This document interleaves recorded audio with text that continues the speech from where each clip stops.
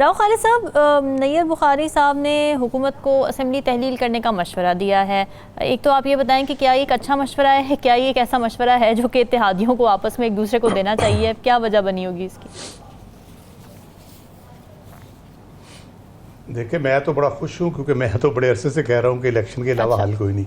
ठीक है। तो देखिए, एक मेरा ख्याल है तमाम स्टेक होल्डर्स जिसमें पॉलिटिकल पार्टीज भी शामिल हैं, इत्तेहादी भी शामिल हैं, उनको दिन ब दिन ये इदराक होता जा रहा है कि अगर ये हुकूमत चलेगी तो मुल्क नहीं चलेगा।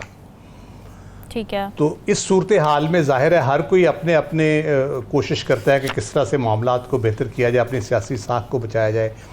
PDM 1 हो, PDM 2 हो, मुस्लिम लीग नून ने अपने साथ साथ अपने इत्तेहादियों की सियासत का भी तकरीबन बेड़ा गर्क किया है। तो अब होता ही है कि जो अवामी इशूज़ जो होते हैं उसके ऊपर आप देखते हैं कि थोड़ा सा जो इत्तेहादी हैं वो ज़रा अवामी जो राय है या अवामी जो मसाइल हैं उसके हवाले से वो हुकूमत से ज़रा डिफरेंट अपनी ओपिनियन रखते हैं, ताकि कम अज़ कम जिन्होंने कॉन्स्टिट्यूंसी पॉलिटिक्स करनी है उनके लिए बहुत ज़रूरी है। जो नज़ीम साक़ साहब ने नून के लोगों की बात की, वो भी मोस्टली वो लोग हैं जो अवाम की नब्ज़ पे हाथ रखते हैं, जिनको पता है कि हमने कॉन्स्टिट्यूंसी में जाना है, हमें किस किस मुश्किल का सामना होगा वहाँ पे।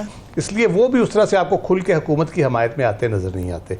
जहाँ तक नैयर बुखारी साहब की बात है तो वो मेरा ख्याल है उनको अगर पता चल गया है कि हुकूमत मुश्किल में है तो वो खुद भी बात कर सकते हैं, और सदर साहब बैठे हैं, सदर साहब वज़ीर आज़म से बात कर सकते हैं, नवाज शरीफ साहब से बात कर सकते हैं, तमाम लोगों से बात कर सकते हैं कि जी हाँ बताएं क्या मुश्किल है, हम मिल के चलने को तैयार हैं, मामलात को हल करने के लिए तैयार हैं, हमें बताएं हम किस तरह से आपकी मदद कर सकते हैं। पब्लिक स्टेटमेंट देना जो है वो मुझे लगता है कि वही हम अवामी हमदर्दी लेने की एक कोशिश है।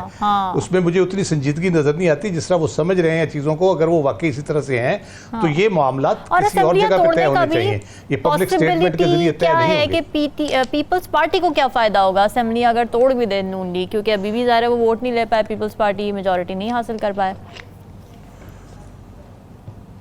देखिए, पीपल्स पार्टी को नुकसान भी कोई नहीं होगा, उनको सिंध की हुकूमत पे वो खुश हैं, वो उनको मिल जानी है, फिर भी दोबारा होंगे, तीसरी बार होंगे तो एक दो बार तो शायद वो और भी सिंध की हुकूमत ले ले जैसे भी लें। अब मुझे नहीं पता, लोग तो इल्ज़ामात लगाते हैं बहुत बड़े बड़े बलोचिस्तान और सिंध की हुकूमत के हवाले से, बिल्कुल सही तो अचकज़ई साहब ने भी लगाए हैं तो लेकिन वो उनका स्टेक उस वक्त होगा जब उनको ये यकीन होगा कि मरकज़ में हम हुकूमत बनाने के काबिल है। फिर तो वो 1 मिनट नहीं लगाएंगे, वो कहेंगे कि जी फौरी तौर पर फारिग करो इसको और हम आगे बढ़ के ये हुकूमत लेते हैं। अगर आप देखें, पीपल्स पार्टी ने 2014 में बड़ा क्रूशियल रोल अदा किया था, जिस वक्त ये कहा जाता है कि मियां नवाज शरीफ जब धरना हुआ था उस वक्त रिज़ाइन करने को तैयार हो गए थे, तो पीपल्स पार्टी ने उनको सपोर्ट किया, असेंबली के अंदर उनको डट जाने का मशवरा दिया और वहाँ पे उन्होंने उनकी पूरी सपोर्ट की, जिसकी वजह से वो गवर्नमेंट उस वक्त सर्वाइव कर गई, वरना उसी वक्त उसका धड़ तख्ता हो जाना था। तो अभी भी पीपल्स पार्टी वो रोल अदा कर सकती है। लेकिन अब मसला ये है कि जो सियासी साख की मैंने बात की, जिस किस्म की सूरत हाल है, अवामी सतह पे कोई ऐसा एक्ट नहीं हो रहा जिससे अवाम के अंदर कोई गुडविल क्रिएट हो हुकूमत की या उसके इत्तेहादियों की।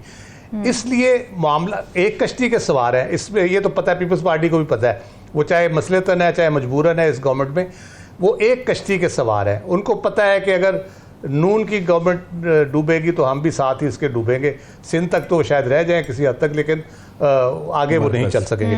मसला एक और जो सबसे इम्पोर्टेंट मसला आप दिन ब दिन वो ज़्यादा उभर के सामने आ रहा है कि हमारे जो पॉलिटिशियंस हैं वो मुल्क के बैनुल अक़वामी ताल्लुकात के हवाले से मसाइल हों, माशी मसाइल हों, अंदरूनी मसाइल हों, सियासी मसाइल हों, उनको हल करने की ना सलाहियत रखते हैं ना विजन रखते हैं, ना इतना बड़ा दिल है कि वो एक सिंपल सी ऑफ़र करें, भले इमरान खान साहब को करें, उनको कहें आए जी बेस पे बैठे, हम अगले इलेक्शन पे बात करते हैं आपके साथ बैठ के, 1 पॉइंट एजेंडा हमारा, आ जाएं बैठे, इस्लाहात करते हैं, एक बेहतरीन इलेक्शन कराने की कोशिश करते हैं ताकि मुल्क आगे चले कम अज़ कम। इस तरह से हम फंसे ना रहें कि हम भी फंसे हुए हैं, आप भी फंसे हुए हैं, आप जेल में फंसे हुए हैं, हम हुकूमत में फंसे हुए हैं, तो दोनों निकलें, आप जेल से निकले, हम हुकूमत से निकलते हैं, तो बैठ के इस मामले को तय करते हैं।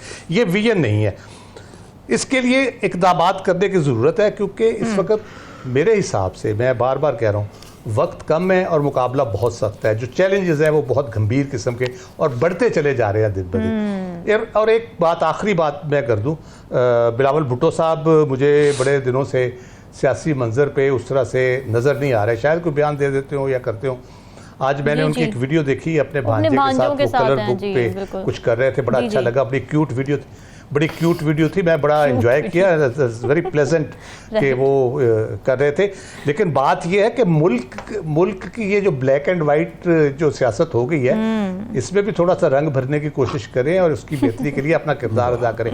पाकिस्तान का वो सियासी मुस्तकबिल है, ये इस किस्म के लीडर जो है ना, उनको बहुत एक्टिव रोल अदा करना चाहिए। पाकिस्तान पीपल्स पार्टी भी और वो बहैसियत इंडिविजुअल भी, वो सियासी मुस्तकबिल है पाकिस्तान का, उनको भी इस बात का एहसास होना चाहिए, उनको आगे आके मेजर रोल में आना चाहिए ऐसी सूरत हाल में, जबकि मुल्क और मुल्क की सियासत मुश्किलात का शिकार है।